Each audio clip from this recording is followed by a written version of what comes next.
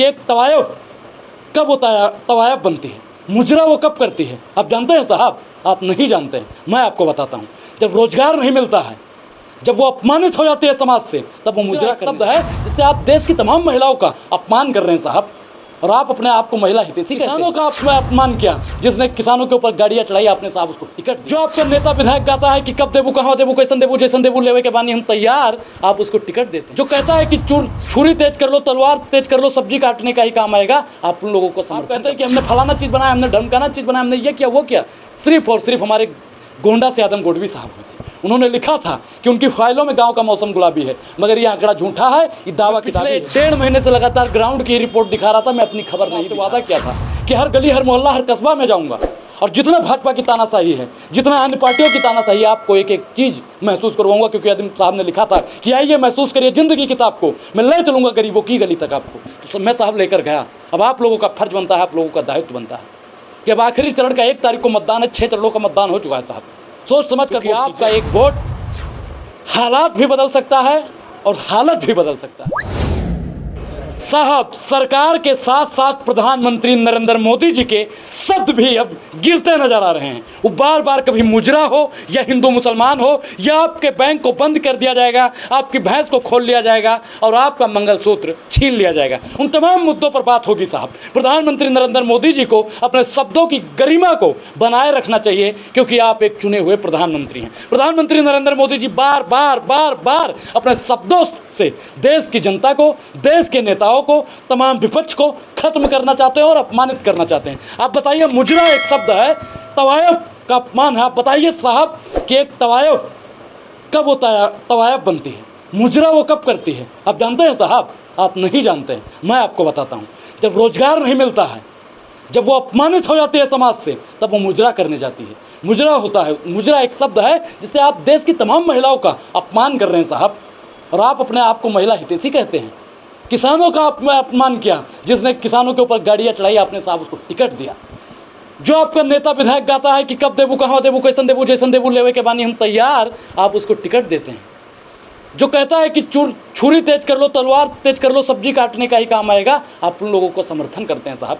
जो इस देश का विभाजनकारी नीतियों में सहयोग करता हो, जो देश में डबल करेंसी और डबल संविधान की बात करता हो, डबल तिरंगे की बात करता हो, आपने उनसे मिलकर सरकार बनाई साहब। आप बार बार इस देश के लोगों का अपमान करते आए हैं। मैं आपको साफ बताऊंगा, 2 करोड़ रोजगार पर मुजरा किसने किया था, मालूम है आपको? आपने किया था। महिला सशक्तिकरण के नाम पर मुजरा करने का काम किसने किया था? आपने किया था। आप बताइए, 15 लाख दूंगा, उस पर मुजरा कौन कर रहा था? आपने किया था। आप बताइए, नमामि गंगे की शुरुआत की थी, उस पर मुजरा कौन किया था? आप किए थे। स्किल इंडिया, पढ़ेगा इंडिया, पढ़ेगा इंडिया, नाचेगा इंडिया, कूदेगा इंडिया, कितना इंडिया लाए थे, उस पर मुजरा करने का काम किसने किया था? आपने किया था साहब।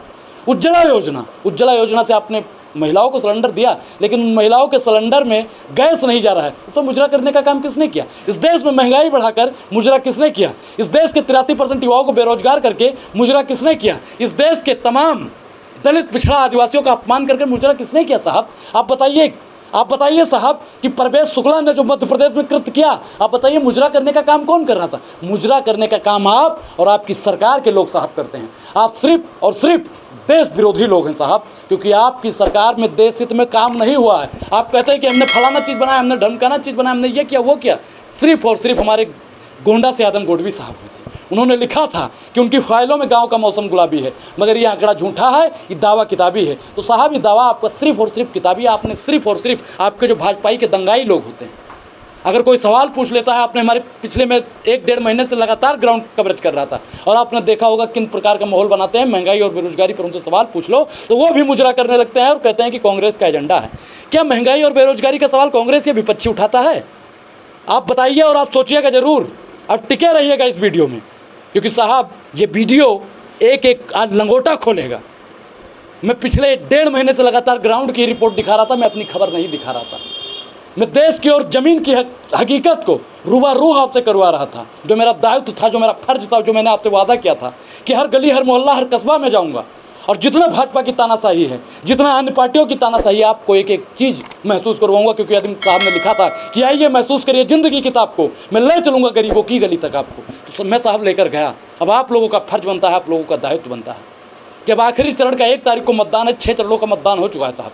सोच समझ कर वोट कीजिएगा, क्योंकि आपका एक वोट हालात भी बदल सकता है और हालत भी बदल सकता है। समझ रहे हैं ना?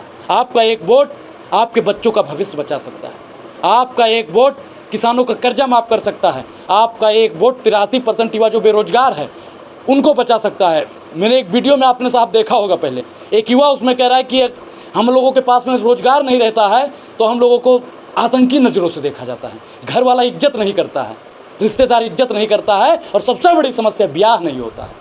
तो साहब रोजगार पर ध्यान दीजिएगा। और कांग्रेस की सरकार से भी मैं कहना चाहता हूं कि आप 4 जून को भली सरकार बना रहे हैं, लेकिन अगर आपने रोजगार नहीं दिया तो अनुराग ओझा आपके भी आंख में आंख डालकर सवाल पूछेगा। पूरी बातचीत पर आपकी अपनी प्रतिक्रिया जरूर दें, और अभी तक आपने हमारे चैनल को ज्वाइन नहीं किया है तो ज्वाइन करना बेहद जरूरी है। शुक्रिया, धन्यवाद।